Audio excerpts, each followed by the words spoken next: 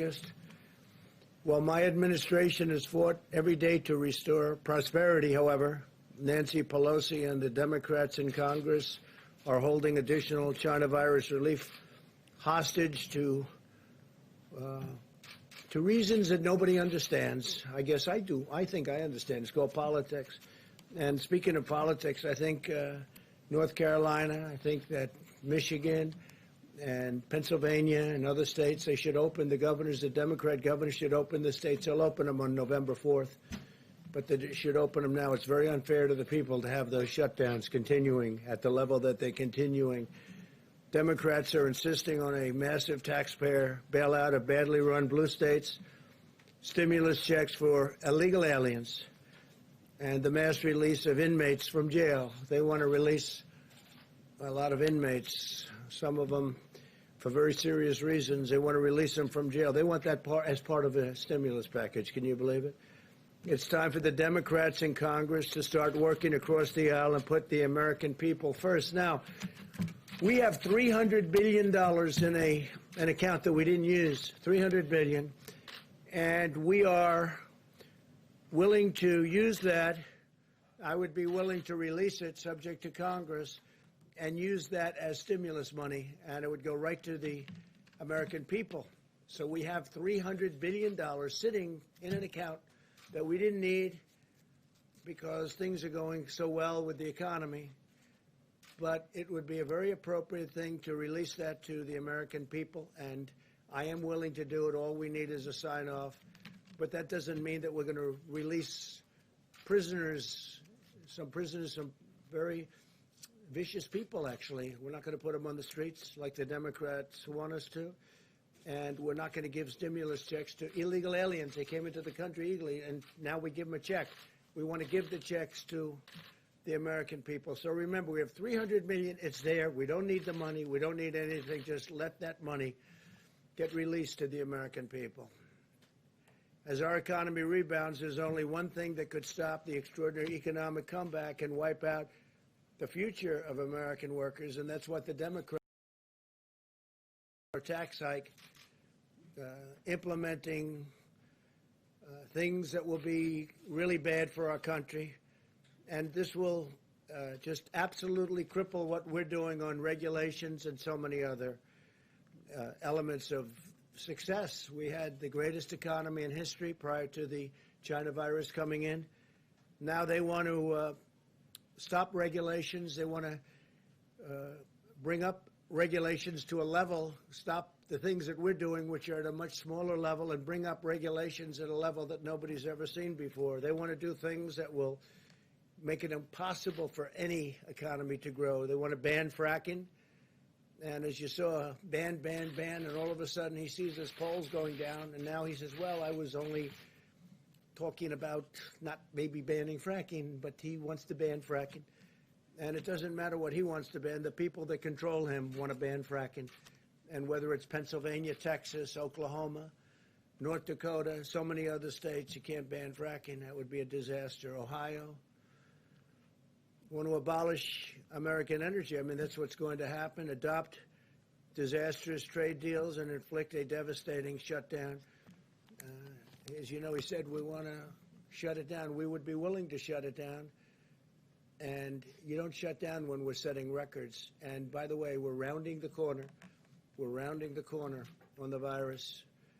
Joe Biden's blanket shutdown would collapse our economy, would cause countless deaths from suicide, drug, alcohol abuse, heart disease, and more. You know, shutdowns cause a lot of problems, a lot of very serious problems, more so than the virus itself. Biden's plan is not a solution. It's a virtual surrender. And our country is doing so well. We're starting to do so well. I think we're going to have a great third quarter. I mean, you're going to see it for yourself because the numbers will be announced sometime prior to the election on November 3rd.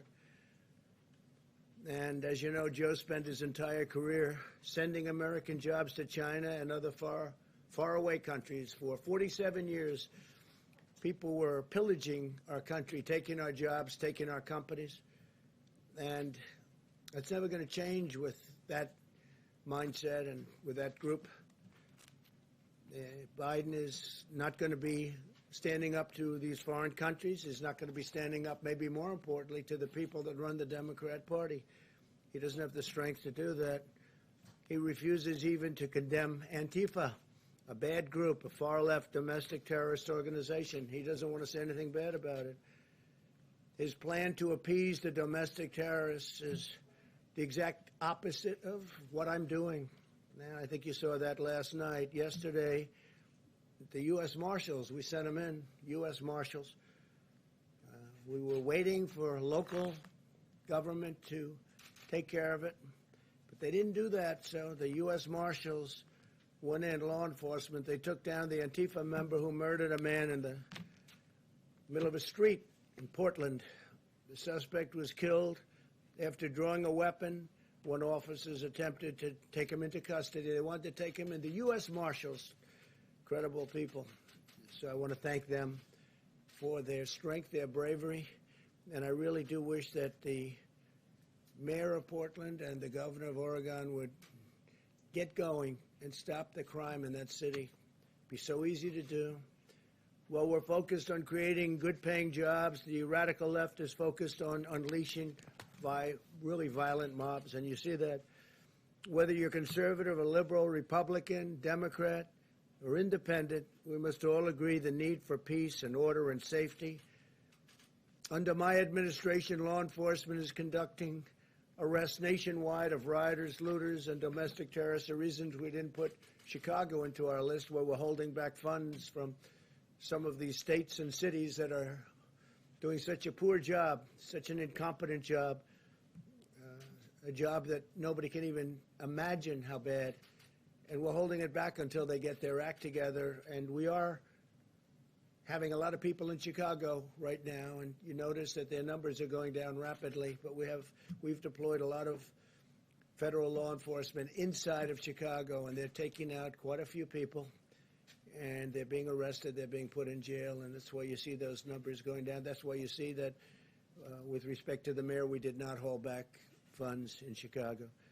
But New York is experiencing a tremendous crime wave, in some cases up over 300%, and they have to do something quickly. We just spoke to Mayor Bowser, and she's willing to do whatever is necessary.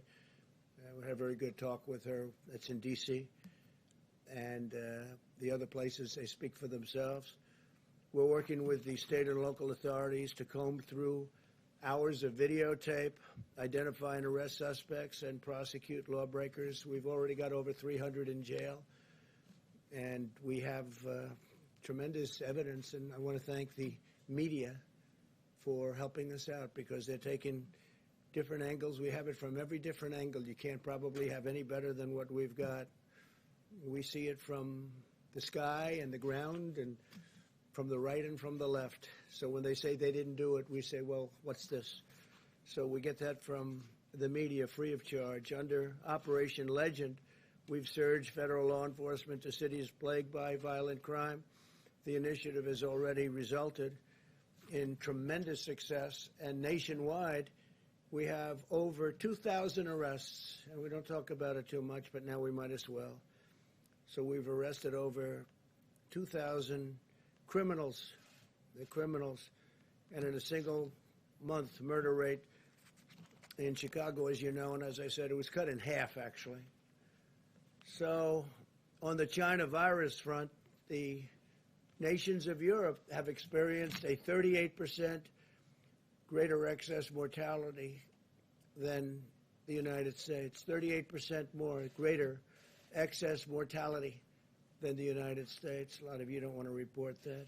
And if we took New York out of the equation, there's nobody even close. The job we've done is incredible, and we don't get any credit for it, but we've done an incredible job. Through Operation Warp Speed, we have 3 vaccines in the final stage of clinical trials. Yesterday, Pfizer announced, I just spoke to the head of Pfizer, great guy. They announced that it expects to have the results of its trial very, very shortly, next month, but very shortly. We remain on track to deliver a vaccine before the end of the year, and maybe even before November 1st. We think we could probably have it sometime during the month of October. And Pfizer is among the leaders, as you know, and it's a great company. Johnson & Johnson also doing very well. Moderna. We have some really great companies. They're all doing very well. They're all in final stages. And I think you're going to see results that are shockingly good. Finally, I want to provide you with a brief update of the virus. Cases in the United States have declined 28% nationwide over the last month. And hospitalizations and deaths have continued to decline over the past week, very substantially declined. Thanks to America's medical genius, the mortality rate has been reduced by 85% in April. Mortality rate reduced by 85%. Hospital lengths of stay are 1/3 of their average length in April. So the hospitalization's down. The length of stay is way down. In order to keep making progress against the virus, we ask all Americans to remain vigilant, especially over Labor Day. You know, you have the Labor Day weekend coming upon us immediately. I guess we can say pretty immediately.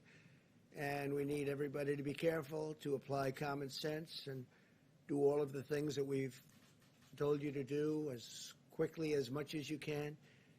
Social distancing, wearing a mask whenever the distancing is not possible, and staying with a group that you know. Let's just try and get through this one weekend, and I think we have a chance of doing that. Just social distance, wash your hands, all of the hygiene things that we speak about, and we're really rounding the turn. And the vaccines are coming. The therapeutics have already come, but they continue to come. The convalescent plasma has had a tremendous impact already. You see what's happening there, and remdesivir has been incredible. So we have a lot of things happening. We have a lot of therapeutics coming out. I think from the standpoint of common sense, I guess therapeutics to me right now, you go into a hospital, you give somebody a shot or transfusion. It might be a transfusion. Probably more than 50% are actually transfusions, and they'll leave the hospital shortly thereafter. I mean, to me, that's more important in a certain sense than the vaccine, but the vaccines will be great over the long term, the therapeutics over the short term, and also knowing you have the therapeutics, I think, is great from the standpoint of mind. From the standpoint of the mind, that's great. So I want to thank everybody for being here. I'm going to ask Larry Kudlow to give a couple of examples of how strong our economy is recovering, how strongly it's recovering, and it's setting records at every level, and we're doing better than every other country. And we're very proud of all of the people for doing such an incredible job. This is a V. It's a super V. Again, we have $300 billion ready to go. All Congress has to do is say use it. If they say use it, I'd like to use it without their permission, but I guess I'm not allowed to do that. I did ask that question. So Congress has to just say use it. All they have to do is say use it. $300 billion gets immediately put into our system and will really help the American people. There's nothing else to do, just a very quick statement. So I'm going to ask Larry to come up. I want to thank another man for being here today. There's a man that's an incredible leader, Lou Holtz. I've known him for a long time. He's been a friend of mine, and I think I've received letters from every football coach almost in the nation. Now, that's a little exaggeration, but some of the greats. Nick Saban wrote a letter. Coach O, and Coach O is central casting. I said we're going to have to put him in a movie, right, as a football coach. He'd really be good playing a football coach like you. And Urban Meyer wrote a beautiful letter, and so many of the other great legendary coaches, not only coaches, though, people in sports and people in life, and even great political people recommending Lou for the Presidential Medal of Freedom. And we've analyzed it very closely. We've looked at all of those recommendations. We've looked at Lou's life and his career and what he's done for charity. And the football is obvious. He was a great coach, but what he's done beyond even coaching.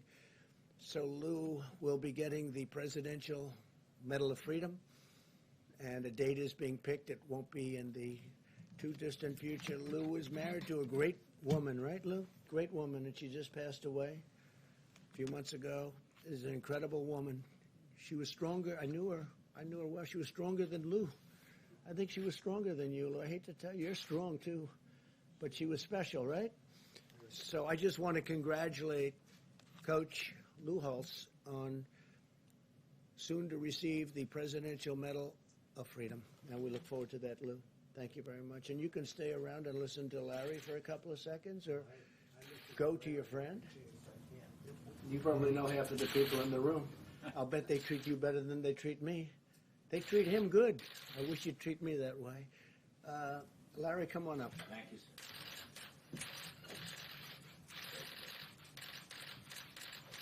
Thanks, sir. Appreciate it. Again, Coach, many congrats. Many, many congrats. Just to underscore the President's assessment of the economy, very strong jobs report today, 8.4% unemployment rate, 1.4 million payrolls increased, but I want to add 3.8 million increase in the important household survey, which aims at small businesses particularly, and from which the unemployment is calculated. In the past 4 months, we've generated a 10.6 million increase in payrolls and a 14 million increase in households.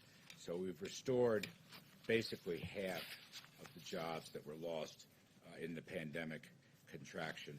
Today's report also included the lower wage industries and minority groups across the board. The diffusion index was a whopping 69%. So these gains are very, very broad-based. There's still too many people out.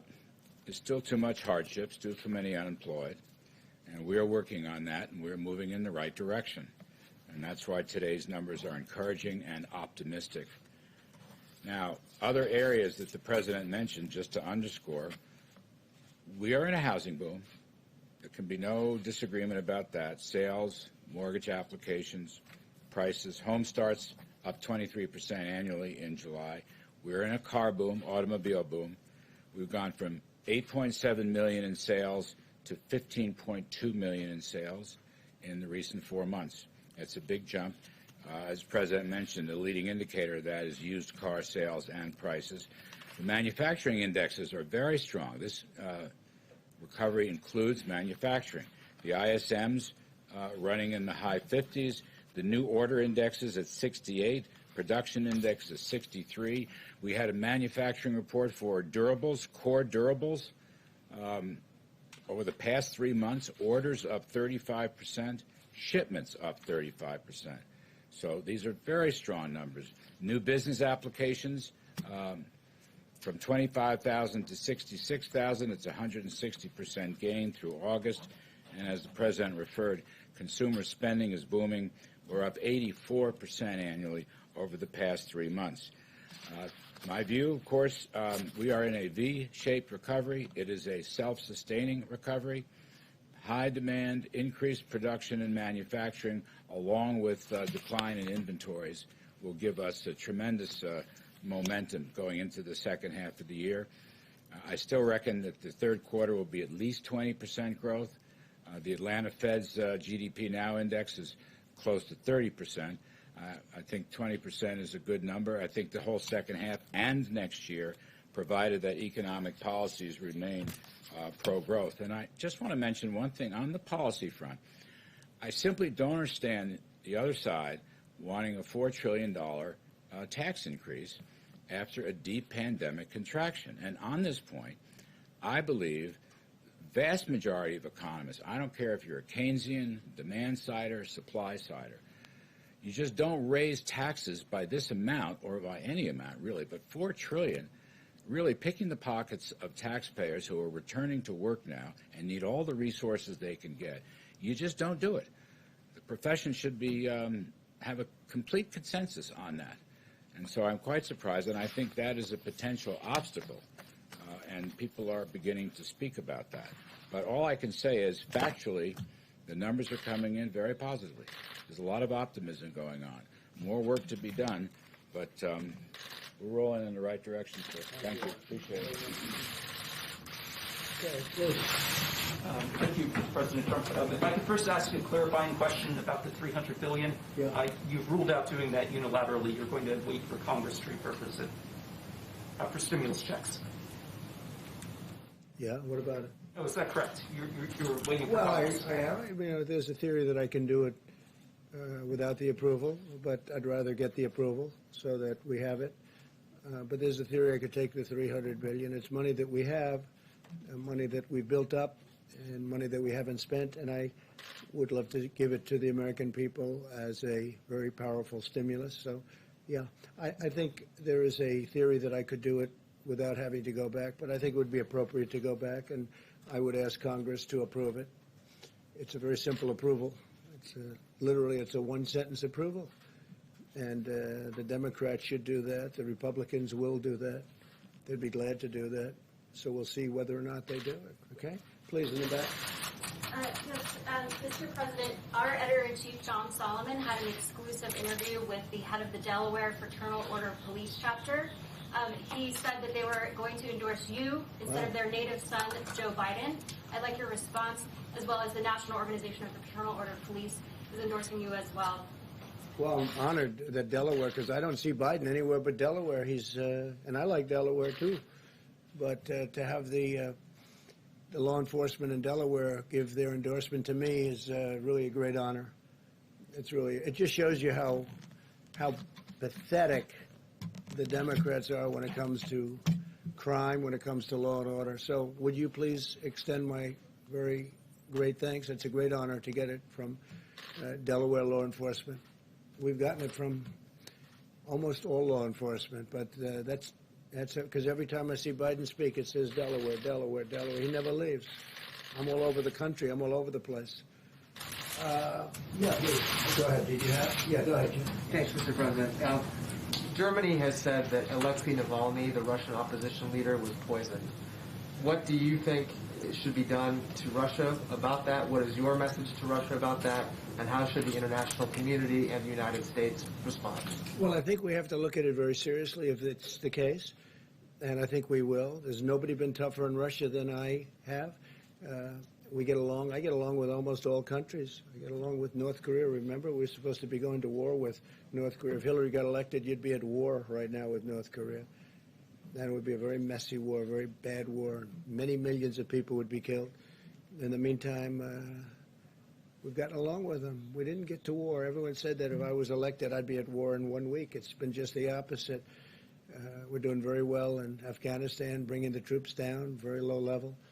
And other things are happening very interestingly. We have a great peace deal going on in the Middle East, actually, with UAE and Israel, and that's been received like probably very few things that many people have done. It's been very well received.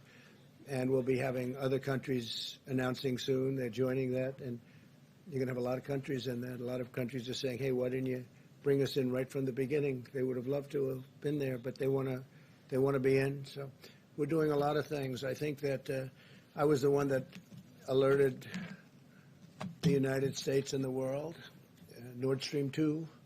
I said, why is Germany spending billions and billions of dollars to Russia to get their energy from Russia, and then we're supposed to protect Germany from Russia? What's that all about? And the sanctions and everything else. At the same time with Russia, we're right now negotiating a nuclear non-proliferation treaty, which is very important. It's a very important thing. To me, it's the most important thing. Some people say global warming. I don't. I say this is far more important. And we are the biggest. They are the second biggest, nuclear-wise. China's third. They're actually a distant third, but they're building pretty rapidly.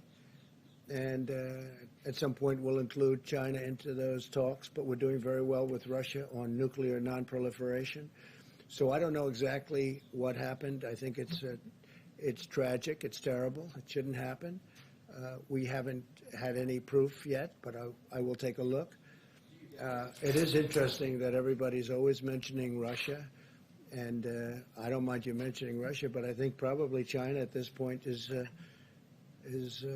nation that you should be talking about much more so than Russia, because the things that China is doing are far worse. If you take a look at what's happening with the world, look at what happened with the China virus. Look at what they did by not keeping that within the confines of China. They should have kept it in the confines of China. Look what they've done to 188 countries all over the world. But you never ask about China. You're always asking about Russia. So I would be very angry if that's the case, and we'll take a look at the numbers and the documents, because we're going to be sent a lot of documents over the next few days.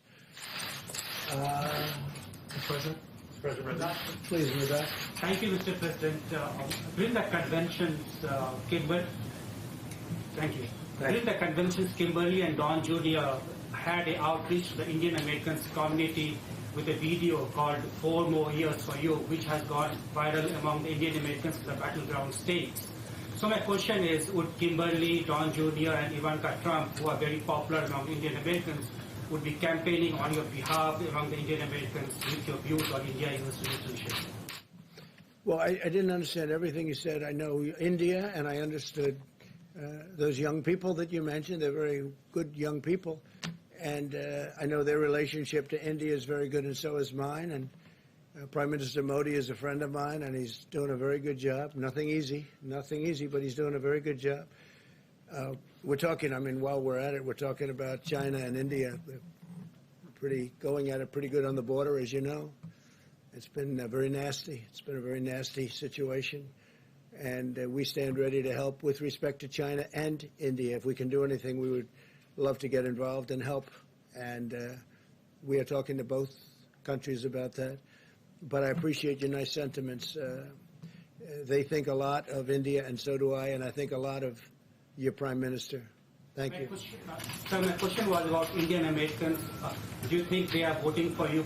Are they supporting you? I do. We had an event in Houston, as you know, and it was a fantastic event. I was invited by Prime Minister Modi, and this was this was at where they play football, the Houston football team. And it was incredible. It was actually incredible. And the Prime Minister could not have been more generous. We have great support from India. We have great support from Prime Minister Modi, and I would think that the people, Indian people, would be voting for Trump. I also, as you know, went to India just prior to the pandemic setting in, because India's been hit very hard. Left really about a week before that. And we had an incredible time. What we saw, the people are so incredible. It's really an incredible place, an incredible country, and it's definitely big. It's definitely big. But you've got a great leader, and he's a great person. Thank you, sir. Do you think China is bullying India? I hope not.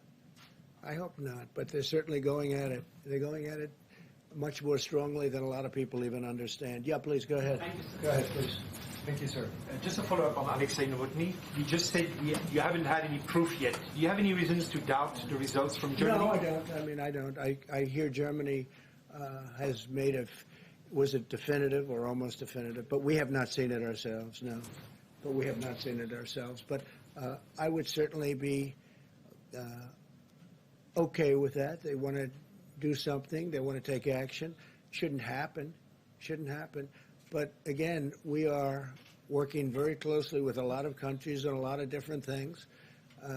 We've taken stronger action against Russia than any other country in the world, as you know. I'll tell you, President Putin would tell you that right now.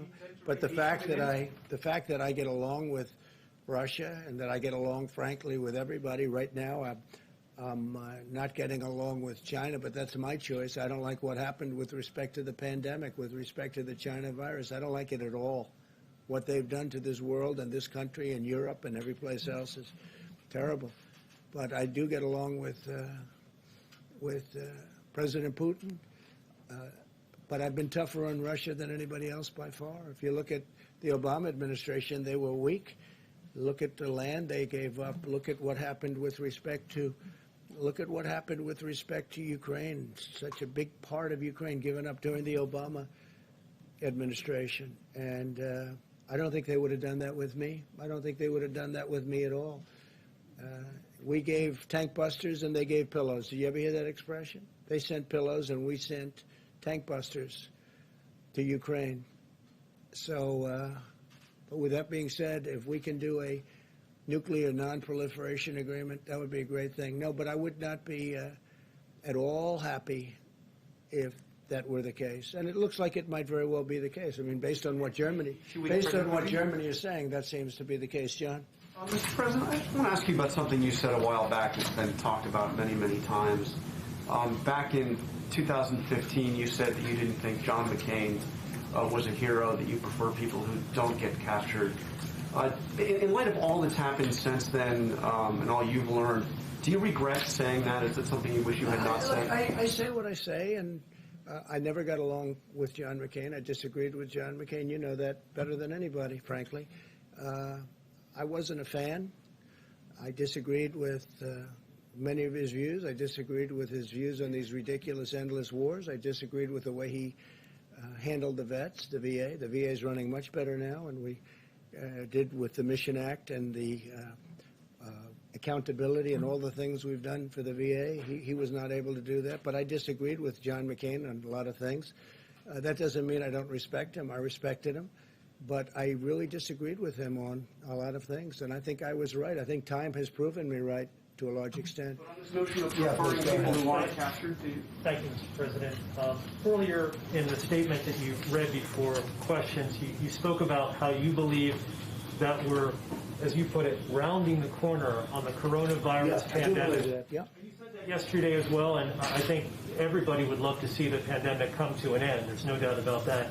But I wanted to ask you about a forecast that has come out from the IHME at the University of Washington. And they are forecasting by January the 1st of next year that we'll have 410,000 American deaths from coronavirus, which is 225,000 from where we are right now. So can you explain how you see us rounding the corner based upon that projection? If I didn't close up our country, if I didn't stop China, highly infected, from coming in, if I didn't stop Europe from coming in far sooner than anybody else, including Dr. Fauci and others, wanted to, and Dr. Fauci was very nice. He said President Trump made a great decision. We would have far more than that. But maybe even more importantly, if I didn't close up, we would have, instead of the number that you mentioned or whatever it may be, we're about 180, we would have perhaps 1.5 or 2 million deaths right now if I went a different direction, which some people wanted me to do, and I decided not to do it. We'd have 2 million deaths. Now, a lot of countries don't report their deaths. Obviously, China's not reporting because they had far more than we did. China had far more deaths than we did, in my opinion. It's just my opinion. But they don't report their deaths, or they don't report them accurately. And I don't want to embarrass other countries, but I can tell you there are other countries where the death toll is far higher than the United States, but they don't report deaths. We report it to a level that nobody reports it. We also do testing in cases. I watch your broadcasts and I read your information, your media outlets very, very carefully, and I look at the word cases. And the reason, I say it 100 times, nobody wants to pick it up, but we do testing at a level that nobody ever dreamed possible. We have the best tests, and we have by far the most tests. Actually, India, as per your question before, India is number 2, and they've done a good job, but they're about 40 million tests behind us, and they're a country of 1.5 billion people. Now, because of all these tests, we have far more cases. If we cut our cases in half, if we cut our testing in half, we'd probably have about half the number of cases. If we cut it down to levels, there are some countries that don't test. They test when somebody walks into a hospital. That's the test you get. They walk into a hospital, they're sick, that's your test. We have tested more and better, and you just see where we now have millions of tests coming in from a certain company that's done a fantastic job, and it's going to be anywhere from 5 minutes to 15 minutes on the spot, very accurate test. But if we had much less testing, no testing, you wouldn't be reporting cases. But you saw this, I don't want to go over the statistics, you all wrote it down, but you see how we're doing compared to the rest of the world, and if you took out New York, which has been a tragic situation, with the amount of people that died in New York. You can't just simply take out a major state in the U.S. It's still a part of the United States, New York is. No, I'm just saying. Take it out of the equation. I'm just saying, New York has been, in particular, run, whether it's badly, incompetently, or whether it's unfortunate, and I appreciated Governor Cuomo saying that I've done a phenomenal job, and he said very good things. He said bad things, too, later on when he had no really other choice. But if you took out New York from those numbers, you can multiply our tremendous success by a lot.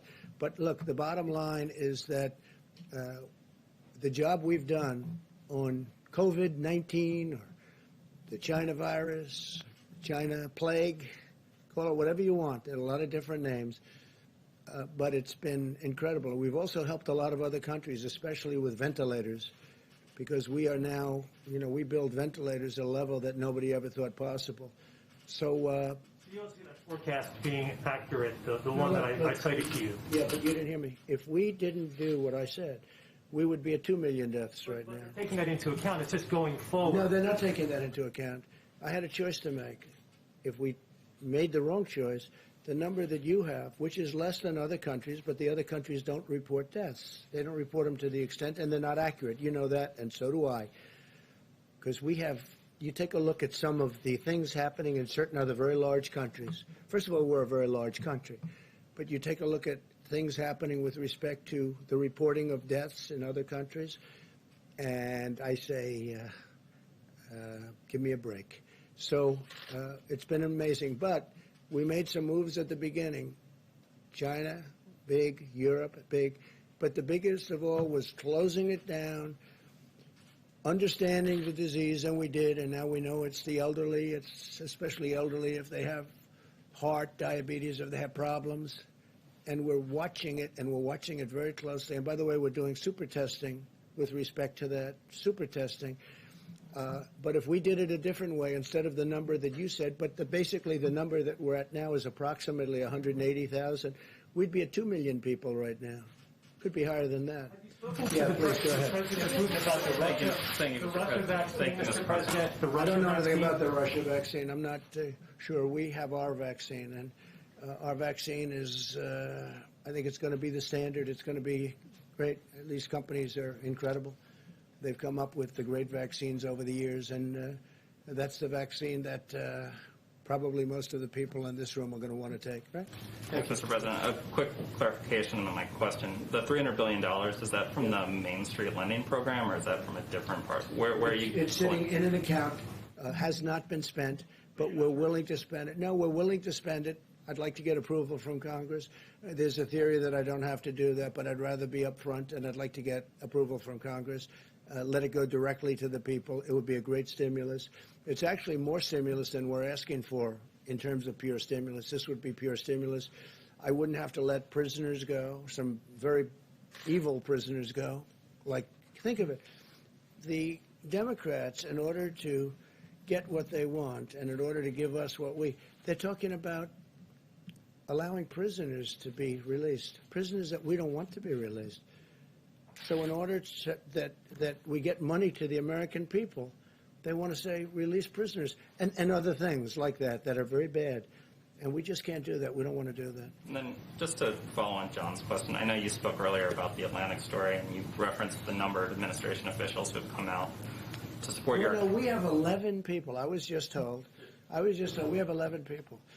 There is nobody that feels more strongly about our soldiers, our wounded warriors, our soldiers that died in war than I do. It's a hoax. Just like the fake dossier was a hoax. Just like the Russia was a hoax. It was a total hoax, no collusion. Just like so many other things, it's a hoax. And you'll hear more of these things, totally unrelated, as we get closer and closer to election.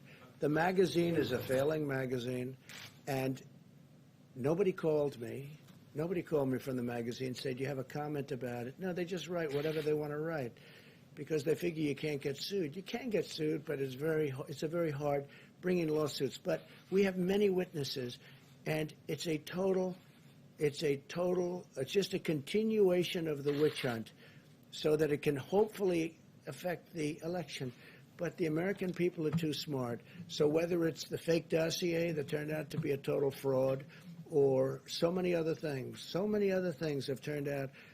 I've been under investigation from before I even got elected. These people have gone after me more than any president in the United States in history, in the history of the United States. And it's a shame. It's a shame. And despite that, We've done more in the first 3.5 years than any administration. There's been no administration that's done more. When you add it all up, there's been no, despite all of the horrible political games that have been played, but there's nobody that's been able to do what I've done. And that includes the Great Mission Act, because what Obama passed was a joke. It was a joke. And we took it to a level that nobody thought possible. And that includes accountability. So it's a disgrace that somebody's allowed to write things like that. It could have been, you know, a lot of times the sources aren't sources that don't exist, and sometimes the sources are just people that are disgruntled former so-called employees. Well, my question is sort of about that. I mean, the notable voice that's been missing from the denials is your former Chief of Staff, John Kelly, who was obviously intimately involved in this. How are we supposed to read the fact that John Here's the Kelly thing. hasn't? I know John Kelly. He was with me, didn't do a good job, had no temperament, and ultimately he was petered out. He was exhausted. This man was totally exhausted. He wasn't even able to function in the last number of months. He was not able to function. He was sort of a tough guy. By the time he got eaten up in this world, it's a different world than he was used to, he was unable to function. And I told him, John, you're going to have to go. Please give me a letter of resignation. And we did that. And now he goes out and badmouths. Now, there are people that are jealous. There are people that are upset that they're not here anymore. There are people that we've done an incredible job. The virus came in, and now we're doing an incredible job again. We're going to build it up bigger than it was before the virus came in. But I don't know that it was him. I haven't seen that. I mean, I see anonymous, but it could have been a guy like a John Kelly. Because he was, just so you understand, he was a very, you look at some of his news conferences, what happened to him. He got eaten alive. He was unable to handle the pressure of this job. This job was a tough job. Mark Meadows doing a great job. But Kelly was unable to do that. And as far as that day, I mean, we have so much proof as to going to I went to Paris and the environs, and I was all set to go. They had a rainstorm, the likes of which you've rarely seen. The fog was so great. It was as dense as I've ever seen, and I almost knew that you couldn't use the helicopter. And because they had to drive through, I guess, certain parts of Paris, the Secret Service, who, by the way, we have people here that were on the trip. They're writing a report, unable to even think about it. And I said, nope, I want to go. I insist on going. It would have taken us forever. The Paris police said, please, you can't do this. They'd have to shut down various parts of Paris. And it just was not a possible situation. The helicopter would have been very quick. They had the helicopter all set, but the helicopter could never fly in that kind of weather. So, and that turned out, and that's all documented, by the way. We have all of the information from, and probably will release that information, but I think it's a shame when a second-rate magazine, I don't read it, I know very little about this magazine, but when a second-rate magazine can write things like that about somebody that's done so much for the military, can write things like that and get away with it where you actually ask questions on it, it's a disgrace, and you ought to be ashamed of yourself. And let me just tell you, I watched the interview with Sleepy Joe Biden, and he didn't ask questions. You didn't ask questions like that. Read the questions, yes. They were like meant for a child. Those questions were meant for a child. Smiles on faces of reporters, not like you and you. There were smiles on the reporters. What do you think? Take a look at those questions that they asked him.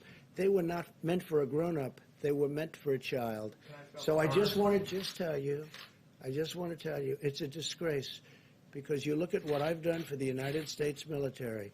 I love those people. I've gotten them pay raises when they didn't get anything near what I've been able to do. And I've rebuilt $2.5 trillion. I've rebuilt the United States military. Now we're including Space Force. Nobody's done more for them. And then when I have to have a report read like that from a third-rate magazine that's not going to be in business much longer, I look at that and I think it's a disgrace. And then when I watch Biden getting asked questions that are really meant for a child to answer, anybody could answer, and I look at the level of question that you people ask, I mean, honestly, it's disgraceful. So I want to thank you all very much. We appreciate it. And We're doing very well. We're very, very proud of what's happened with respect to the economy. And I think that before the election, you're going to see a third quarter announced. The third quarter will be at a level that our country has never seen before. Next year, we're going to have a year that was better than last year. And I feel very certain it'll be better than last year. It'll be the greatest year we've had. And the whole reason this is working out this way is because we set a foundation for this country like we've never had before. So next year is going to be a fantastic year. But remember this, the third quarter is going to be announced sometime prior to the election, by a few days actually. And I think it's going to be record-setting type numbers on GDP and other things. Thank you all very much. Thank you. Did